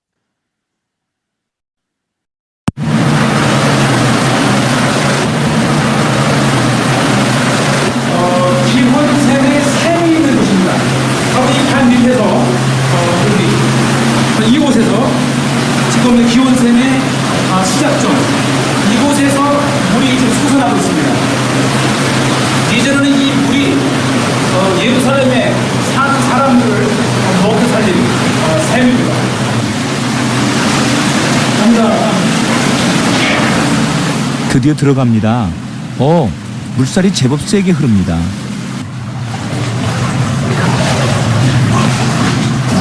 기드론 골짜기 옆에 있는 기온샘에서 이제 다윗 도시 성 안쪽에 있는 실로암까지 가게 될 텐데요. 보면 볼수록 감탄을 안 할 수가 없습니다.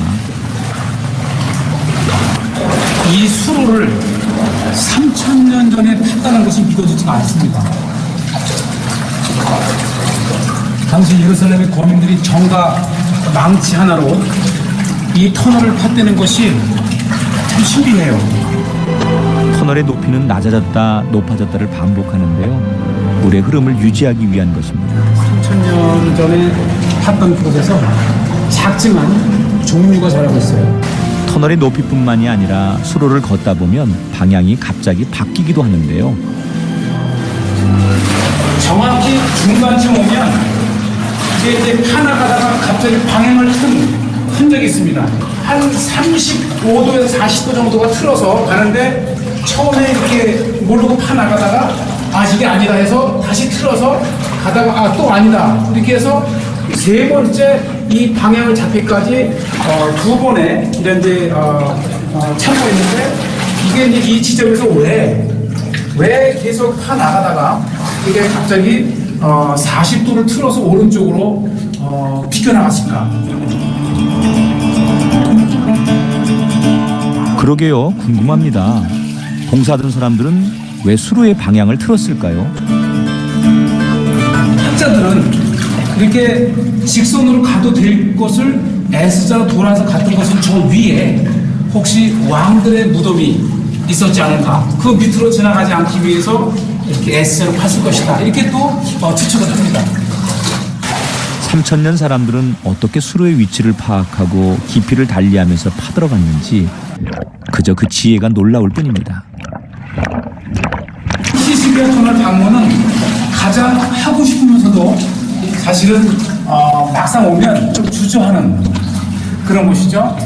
이 533m의 이 컴컴한 터널을 어떻게 통과할까? 사실 15년 전, 20년 전만 해도 이 지역을 통과할 때는 우리가 이제 촛불을 들고 왔어요.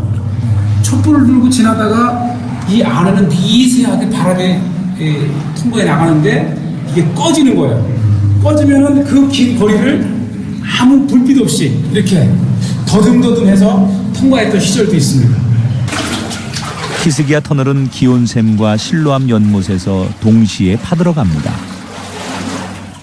양쪽에서 파오던 작업 인부들이 이제 마침내 서로 맞닿을 때의 그때의 상황을 기록해 놓은 유명한 실로암 비문이죠. 이것이 1800년대에 발견이 되어서 지금 이스탄불 박물관에 있고 그 복사본을 이곳 그 위치에 이렇게 달아놨습니다.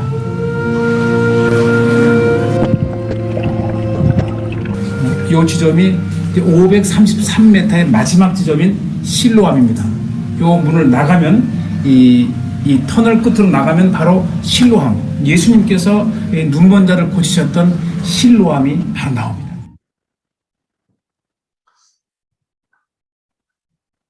네, 요게 그 아까 잠깐 영상에서 보셨던 그 실로암 비문에 있는 내용들이었고요. 이 실로암 비문이 발견되었을 때 독을 당했다는 거죠. 그래서 터키에 있는 이스탄불 박물관에 보관되어 있다고 하고요. 지금 현재는 이제 그 복사본이 그곳에 이제 전시되어 있는 것입니다. 자, 지금 제가 계속 보시는 영상과 지도상으로 이 내용들을 계속 연결시켜야 된다고 말씀드렸는데, 여기가 지금 다윗성, 아까 다윗 도시라고 했던 그런 부분들이라면, 이 위가 이제 아까 모리아산, 솔로몬 성전이 있었던 곳이고요. 기원샘은 이 성전 바깥에 있었던 샘입니다.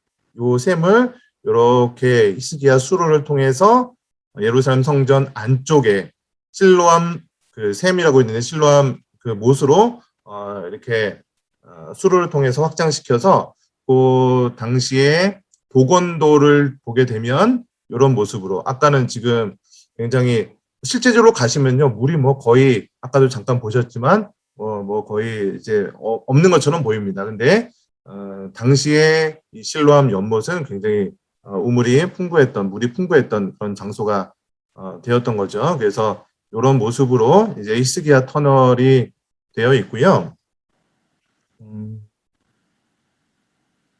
저희가 이제 잠깐 또 볼 영상은 이제 다시 예루살렘 성전으로 돌아와서 성전을 돌아가면서 보이는 성벽과 성문이 있습니다.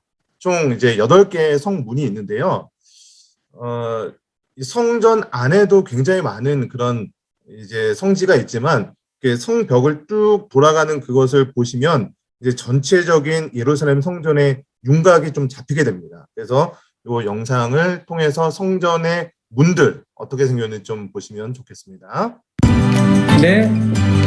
성이 한 4km 정도로 딱 1시간 남짓이고요. 특히 이게 성을 들어가고 나가는 거는 수시로 돼 있지만 성을 한 바퀴 돈다는 건 특별하고요. 이렇게 이제 다메섹문은 늘 유대인과 아랍 사람들이 많이 이용하기 때문에 아주 왕성한 상권이 있고, 지금 이제 코로나 기간이라 조금 위축되긴 했지만 정말 이 사람들로 붐비는, 거기에다가 순례객까지, 그리고 들어가면서 왼쪽 아래를 보면 이게 바로 로마 시대 때의 하드리안 게이트입니다. 그러니까 지금의 이 문은 2000년 전에 비해서 굉장히 높아진, 한 10여 미터 높은 그런 성의 모습을 보시고요. 다메섹문 맞은편에는 이렇게 이제 독일 재단의 교회가 또 학교가 이렇게 있고, 뭐 이스라엘에서 흔히 보는 모습이죠. 늘 무장한 이스라엘 군의 이제 그 치안 유지죠.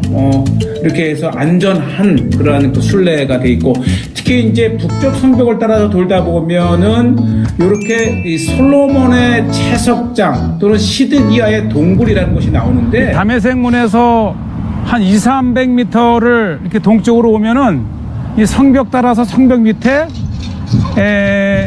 킹 솔로몬스 쿼리스 또는 지드기야 케이브라고 되어 있습니다. 그러니까 이 전통적으로 솔로몬이 성전을 지을 때에 이 예루살렘의 북쪽 이 안에서 돌을 채석을 해서 그렇죠. 성전을 지었다.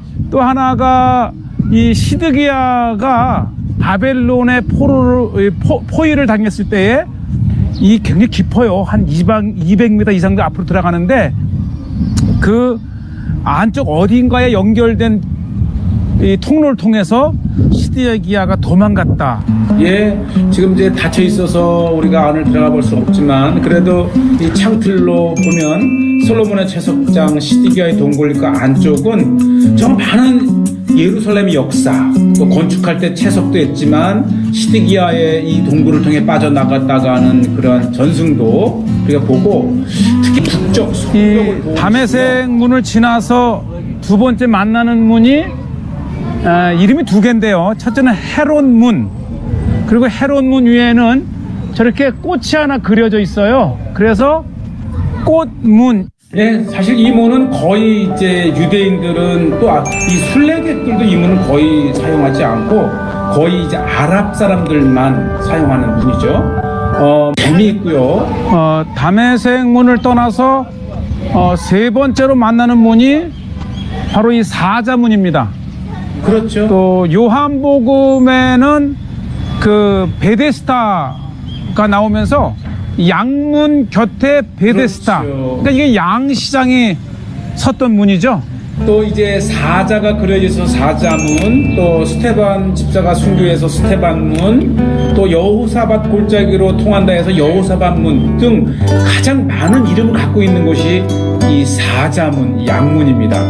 자, 이렇게 해서 이제 사자문을 떠나면 이게 조금 이 성벽을 따라서 쭉 끝도 없이 이렇게 무덤이 형성돼 있고요. 아주 뭐 고대로부터 내려오는 이제 이 성의 서쪽에서 바람이 부니까 이 만약에 이 무덤이 서쪽에 위치해 있다면 시체 썩는 냄새가 성으로 들어가잖아요. 네, 그래서 아마 동쪽에 무덤이 위치해 있고 이 맞은편에는 유대인들의 무덤이라면 이 성벽 근처에는 100%가 아랍 사람들의 무덤이고요. 사실 이 무덤은 좀 으시시하잖아요. 그래서 사람들이 잘 가지 않는 곳이지만 이곳에 가면 가장 아름다웠다고 하는 황금문을 보시게 돼요. 이 황금문을 이렇게 가까이 보기는 아마 쉽지 않은데 이게 이제 성전으로 통하는 문. 그래서 이 무슬림들은 마호메트가 올 때, 또 우리 기독교인들은 예수님이 재림하실 때, 또 유대인들은 메시아가 올 때 이 문이 열린다라고 하는 전승이 있고요. 또 이것은 이제 우리가 통곡의 벽을 들어갈 때에 오물로 들어가면서 남쪽에 난 이 문이 덩게이트, 즉 오물문입니다.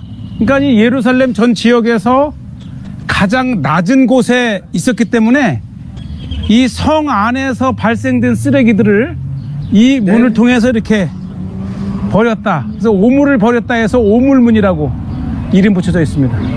예, 이 티어포에론 계곡으로 나가는 문, 그리고 이 오물들이 나가서 이제 흰놈의 골짜기와 기드론 골짜기를 만나서 거대한 사해까지 흘러가는 이제 출발점이 되고요.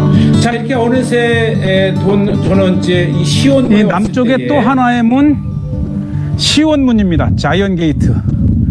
이 문은 이 시온산으로 통한다 해서 붙여진 이름인데, 이 시온산이 특이한 것, 시온문이 특이한 것은 저 보세요. 저게 이게 그 6.1 전쟁 때 이스라엘이 예루살렘을 점령할 때 치열한 전쟁의 상흔입니다. 흔적. 정말 육공탄. 이 총알이 뚫고 들어가기도 하고, 이야, 이거 패인 거 보세요. 그만큼 성지 예루살렘은 이렇게 치열한 또 전쟁의 상흔을 지금도 가지고 있고요.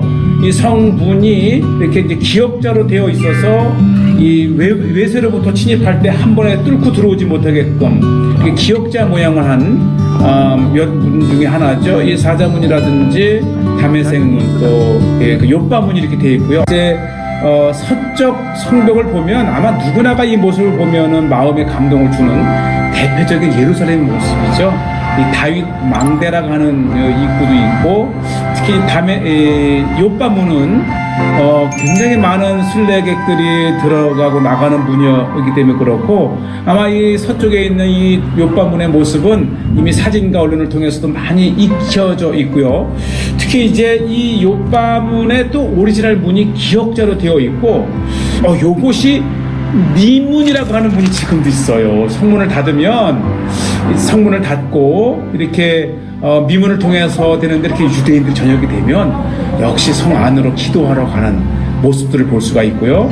이렇게 이제 욥바문을 통해서 안으로 들어와 봤고요. 또 지금은 옆에 이제 문을 열어서 차량도 들어가고 나갈 수 있게 했고, 이 또 야간의 요것이 이제 프랑스 이제 병원이면서 마지막 문 중에 하나가 바로 이 8번째 뉴게이트라고 하는, 드디어 8번째 뉴게이트에 도착을 했습니다. 이 문은 가장 늦게 만들어진 문으로 1800년대 말에 이 프랑스 수도원에서 성 안으로 들어갈 때 저쪽 욥바문을 한참 돌아서 돌아가야 했기 때문에 이렇게 지름길로 만들었습니다. 그래서 가장 최근에 만들어진 문, 그래서 뉴게이트라고 부릅니다. 새 문이죠. 네, 특히 이렇게 그 어둠이 짙은 때의 이 조명과 함께 예루살렘의 아름다운 모습을 이렇게 한번 이제 보셨고요. 자, 이제 거의 1시간에서 1시간 반 정도 돌아오면 이제 아주 아름다운 야경의 모습도 볼 수 있고요. 낮에는 이 모습을 알아챌 수가 없는데 밤이 되면 조명과 분수대의 아름다운 예루살렘의 저녁거리의 모습을 이렇게 보시고 또 아름답게 수놓은 조명들이 정말 이 예루살렘의 이 순례의 마음을 한껏 북돋아줍니다. 자, 이렇게 해서 다시 출발했던 다메섹문에 도착을 했고요. 다시 시작했던 다메섹문에 도착을 했습니다. 거의 촬영을 하느라 이곳까지 돌아오는데 2시간 정도 걸렸지만 원래는 그냥 1시간 남짓이면 도착합니다. 시원하고 또 예루살렘의 밤 공기를 체험할 수 있고 정말 예루살렘의 진정한 순례를 체험할 수 있는 곳이 성벽돌기가 아닌가 생각이 듭니다. 네, 이렇게 해서 밤의 순례자 성벽 한 바퀴 돌기를 이렇게 마쳤습니다. 네, 지금 요 보시는 화면이 처음 보셨던 그 다메섹 문이라는 거예요. 그래서 요 다메섹 문을 보시고 아마 이렇게 영상으로 보시니까 내가 봤던 문이 어딘가 위치가 어딘지 좀 헷갈리실 수 있는데 다시 한번 보시면은 여기가 지금 황금 돔사원이고 통곡의 벽이 있었죠. 그래서 요 밑에 오른쪽 밑에 부분 이제 아까 보셨던 다윗 그 예루살렘 다윗성 있는 쪽이었고요. 처음 보셨던 문이 위에 있는 북쪽에 있는 다메섹 문이었고요. 다메섹 문에서 출발해서 이 꽃무늬가 아까 있었던 꽃문 헤롯문이라고 하는 문을 거쳐서 다시 돌아오면은 이 사자문이라고 했던 양문 그런 것들을 좀 양시장이 있었던 그런 양문, 여호사밧문, 스데반 문이라고 하는 그 양문 곁 베데스다. 그리고 요한복음에 보면 그런 내용이 있죠. 그 문이 양문이 있고요. 그 밑에가 이제 이 황금문, 아까 그 무덤들 많이 있었던 문이 있잖아요. 그쪽이 이제 서쪽에 있다고 해서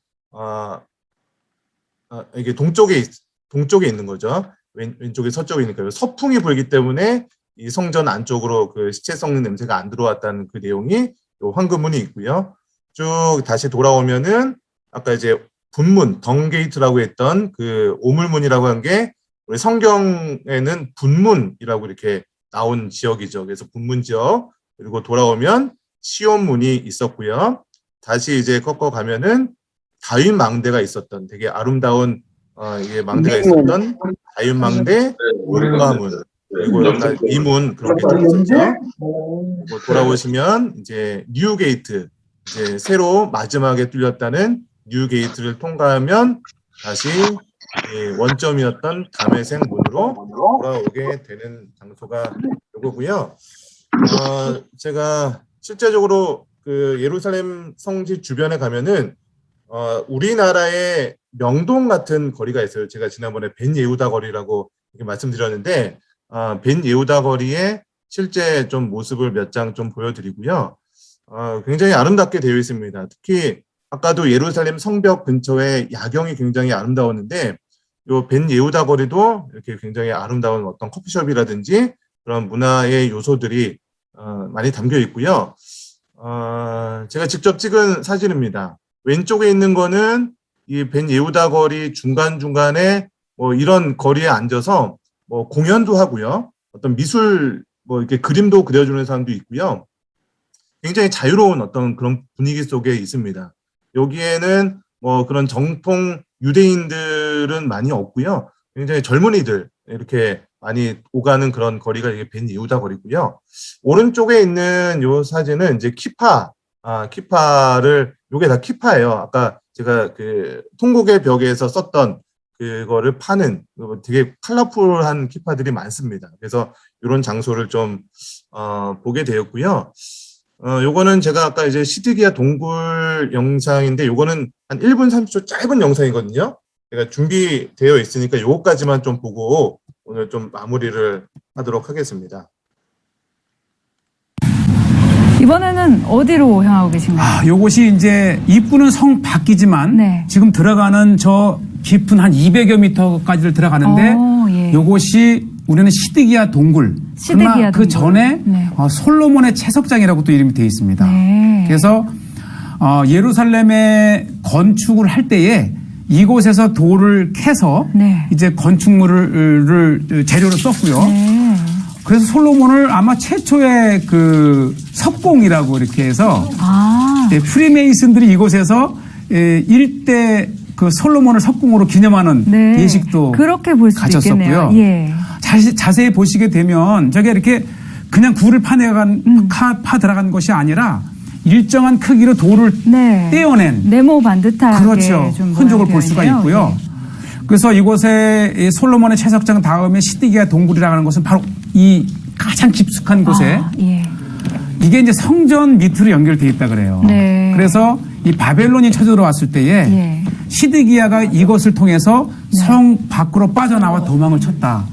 그래서 시드기야 동굴이라 이렇게 이름을 붙였고요. 지금 제가 보이는 저 모습이 네. 바로 네. 채석을 했던 예. 우리가 조금만 상상력을 펼치면은 저게 3,000년 전의 정자국 아닙니까? 네, 그렇죠. 예, 성전을 또 통곡의 벽을 많은 건물을 지을 때에 이곳에서 네. 돌을 떼어낸 그 흔적의 느낌을 네. 가질 수 있는 곳입니다. 네, 이렇게 아까 조금 전 영상에서는 이렇게 문이 잠겨서 들어가지 못했다고 했던 시드기야 터널, 이렇게 그 시드기야 동굴이죠. 그 내용까지 좀 보시게 됐고요. 아마도 조금 전 영상에서 잠겨 있었던 거는 뭐 코로나 때문에 잠겨 있었던 것 같고요. 제가 실제로 갔을 때는 성지순례팀이 다 요 시드기야 터널, 시드기야 동굴, 시드기야 터널 아까 이제 물 수로였고 시드기야 동굴, 솔로몬 채석장 여기도 실제로 들어가실 수 있는 장소입니다. 그래서 오늘 이렇게 예루살렘 전체적으로 좀 기본적인 내용들을 좀 보셨고요. 사실 오늘 내용이 좀 많아요. 이스라엘 특히 예루살렘 주변이 내용이 좀 많다 보니까 주로 이제 제가 설명해 드리는 것보다 영상으로 직접 보시는 게 더 좋다고 생각해서 좀 영상을 많이 보여드렸고요. 아마 다음 주에도 이 예루살렘 성 주변으로 이제 다음 주에는 이제 비아 돌로로사 예수님의 그 십자가를 지셨던 그 루트가 있습니다. 그 루트를 좀 보고 그 주변에 굉장히 많은 기념교회들이 있어요. 그래서 다음 주까지 해서는 아마 예루살렘 근처에 있는 장소를 좀 보시게 될 것 같고